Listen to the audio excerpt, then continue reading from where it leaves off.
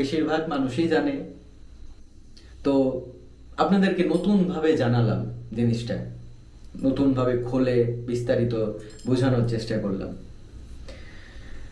তো এখন বিষয় হচ্ছে যে আমাদের বিভিন্ন সমস্যা, বিভিন্ন আহ, বিপদ আপদ, বিভিন্ন অস্থিরতা, সমস্যা, লোনের ঋণের সমস্যা, অক্ষমতা, এই যে জিনিসগুলো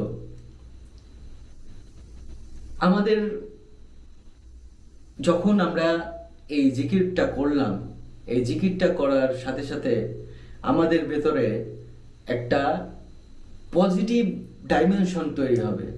আমার যে ধ্যানের যে ট্রিকটা, এটা প্রতিদিন যদি আপনারা দিনে একবার থেকে দুইবার যদি করেন, এটা দিনের দিন হোক আর রাত হোক, যখন যার সুবিধা হবে, যে সময়টা এক একটা মানুষ